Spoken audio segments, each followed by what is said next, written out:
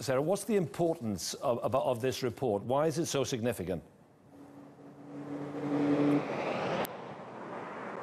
Well, look, the findings won't come as a surprise to many people. It's long been suspected that the Syrian regime was behind this chemical attack that took place in the town of Khan Shaykhun on April 4th of this year. But it's important because it's the only politically independent investigation that has taken place into what happened there. And that UN report, along with the Organisation for the Prohibition of Chemical Weapons and that joint investigative mechanism, has been collecting the evidence, and they've made very clear that they think that the Bashar al-Assad's Syrian regime is behind that chemical attack. Now, as we say, that's not particularly surprising to many, but of course it's important that that independent report has delivered that evidence. Indeed, actually, at the time of the attack on April 4th in Khan Shaykhun, it's not too far from the border here where we are on the Turkish side of the border, over on the other side near Idlib, and many of the people who were caught up in that attack were brought across the border to hospitals very close by.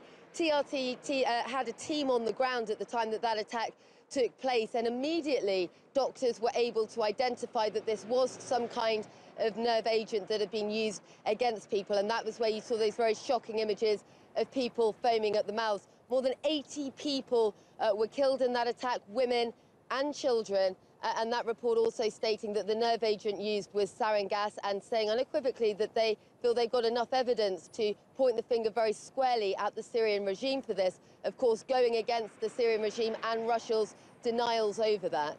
So confirming what many people and many countries and governments thought beforehand, but the big question is there likely to be any repercussions?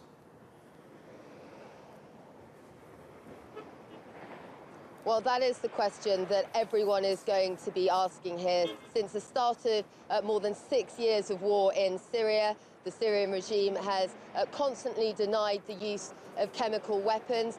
There was a mechanism to try and get Syria to destroy its chemical weapons, drawn up by the US and Russia. Very clearly, this report is going against the Syrian regime claims that they haven't used chemical weapons against their people and that they have been destroying their chemical weapons stockpile.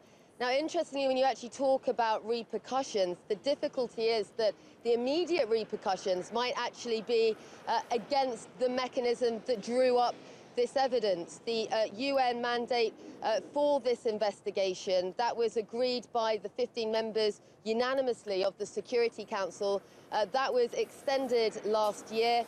It's due to run out in mid-November, and earlier this week on Tuesday, Russia vetoed extending the mandate for that investigative organisation to continue its work further. Russia said, they're going to wait until they see the details of this report. Now, in response to the UN findings that the Syrian regime was behind this chemical attack on civilians in Khan Shaykhun on April 4th, a Russian deputy foreign minister has come out saying that the evidence is inconclusive. They think there are gaps in the evidence. That's not surprising. This is the type of rhetoric we've heard before from Russia, but certainly that raises a big question about whether there will continue to be a future for this joint investigative mechanism. And why that's important is because on the ground in Syria, the Syrian regime has in some ways, with Russia's backing, taken the upper hand on a lot of territory in Syria. We're still seeing attacks taking place. We're still seeing siege-like conditions in places like eastern Ghouta. So diplomatically speaking, there's very little impact on the ground when it comes to these types of investigations. But that investigative mechanism is the only game in town when it comes to collecting that hard evidence about what is actually taking place in Syria. And again, the conclusions from the UN about what happened on April 4th were unequivocal. They are pointing the finger very squarely at the Syrian regime, saying they are behind that chemical weapons attack.